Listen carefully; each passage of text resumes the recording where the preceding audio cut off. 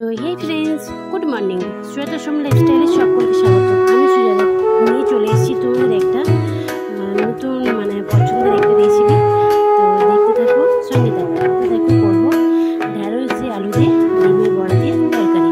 তো দেখো তার জন্য প্রথমে আমি ঢ্যাঁড়সগুলোকে লম্বা লম্বা কেটে নিয়েছি।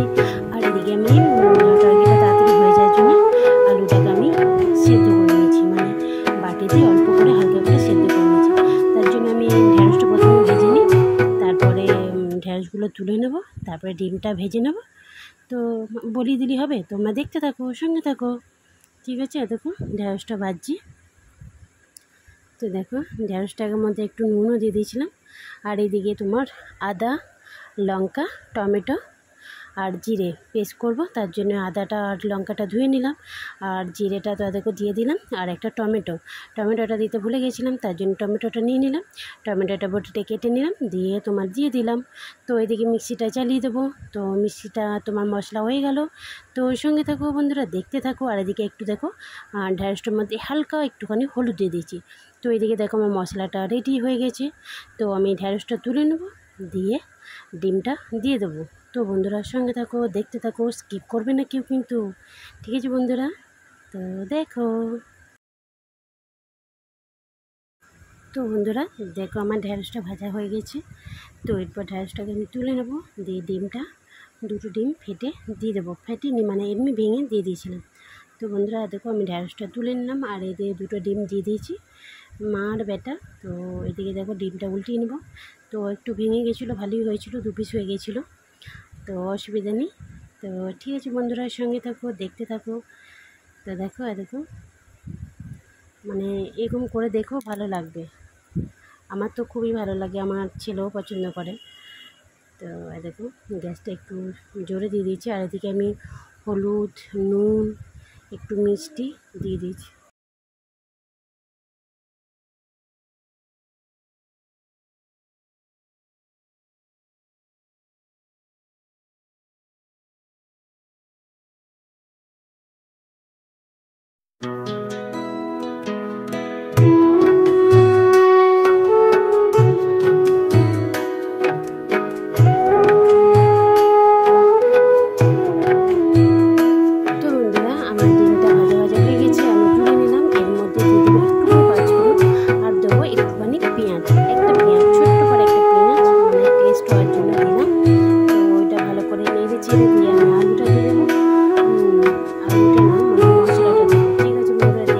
ভুল হতেই পারে।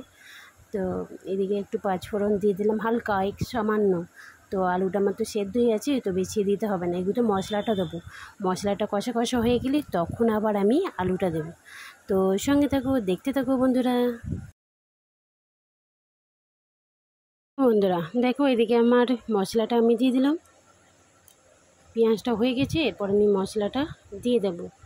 তো মশলাটা দিয়ে দেবো, দিয়ে কষা কষা করে নেব, দিয়ে আলুটা দিয়ে দেবো।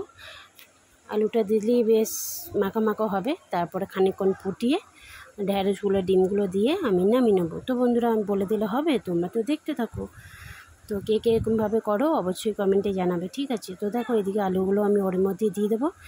তো খানিকটা মশলাটা কষা হোক, তারপরে আমি আলুগুলো দেবো। ঠিক আছে, দেখো মশলাটা হয়ে গেছে আমার, দেখতেই পাচ্ছ বন্ধুরা, বুঝতে পারছো। আর এদিকে দেখো আমি ওটা ঢেকে রাখলাম, বলা যায় না কখন কি পড়ে যায়, ওই জন্য একটু তো আমি ঢাকা দিয়ে রাখি সব সময়। তো ওইদিকে দেখো মশলাটা বেশ ভাজা ভাজা বাড়া হয়ে গেছে।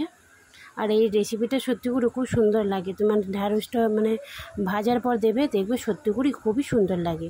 তো আমার তো খুবই ভালো লাগে। এর মধ্যে তোমরা যদি পারো একটু রসুন দিও, আমি তো রসুন দিইনি, একটু পেঁয়াজ জাস্ট টেস্ট হওয়ার জন্য আমি দিয়েছি। তো বন্ধুরা কেউ স্কিপ করো না, সঙ্গে থাকো, দেখতে থাকো। তো বন্ধুরা দেখো এদিকে আমার মশলাটা তেল বের হয়ে গেছে। তার মশলাটা আমার ভাজা ভাজা হয়ে গেছে। এরপর আমি আলুটা দিয়ে দেবো। আলুটা দিয়ে একটু ভালো করে নেড়ে চেড়ে আমি জল দিয়ে দেবো। ঠিক আছে বন্ধুরা, সঙ্গে থাকো, দেখতে থাকো। তো তরকারিটা আশা করি ভালোই হবে। আমি এখনও জাস্ট আজকে করে এখনই আমি এডিট করছি। ঠিক আছে, খেয়ে তো দেখিনি, তা নুন মিষ্টি ঠিকঠাকই হয়েছে। তো আমার খুব ভালো লাগে এই তরকারিটা। তো তোমরা দেখতে থাকো, ঠিক আছে বন্ধুরা, সঙ্গে থাকো। তো দেখো আমি তোমাদেরকে দেখাচ্ছি, দেখো। আর এদিকে দেখো কি সুন্দর লাগছে। ওহ না, এর সঙ্গে যদি আবার একটু মুড়ি দিয়ে খাও সেই লাগবে, বুঝলে তো। তো দেখো আমি আবার দেখালাম, ডিমটা ঢেকে দিয়ে রেখে দিয়েছি। আর এদিকে আমার আলুটা বেশ খুব সুন্দর হয়েছে বন্ধুরা, দেখো দেখতে অবশ্যই ভালো লাগছে। যারা পাকা রাঁধুনি তারা হয়তো বলতে পারবে, আমি তো অতটা নয়, যাই হোক মোটামুটি বটে, কাজ চালাবার মতন পারি। তো দেখো বন্ধুরা খুব সুন্দর লাগছে, দেখতে ভালো লাগছে, খেতেও আশা করি হয়তো ভালো হবে। তো ঠিক আছে বন্ধুরা, সঙ্গে থাকো, দেখতে থাকো। আবার একটা কথা বলছি, কেউ স্কিপ করো না, ঠিক আছে? আমি কিন্তু কারো ভিডিওই স্কিপ করি না, ঠিক আছে? ভিডিও স্কিপ করো না, এটা সবারই ক্ষতি। সবাইকে একটু সাপোর্ট করো, ঠিক আছে বন্ধুরা? তো দেখো আমি একটুখানি জল দিলাম, এই জলটা আবার মরে যাবে, তারপরে আমি আবার একটুখানি জল দিয়ে দেবো। তো এটা একটু ফুটিয়ে নিই, তারপরে আবার একটু জল দেবো। তো এইদিকে দেখো হালকা জলটা, দেখো জলটা মরে গেল। এরপরে আমি আবার একটুখানি জল দিয়ে দেবো, জলটা দিয়ে ওটা খানিকটা ফুটে যাবে, দিয়ে আমি হালকা করে একটা ঢাকা দিয়ে দেবো, ফুটো বাটি আমি ঢাকা দিয়ে দেবো।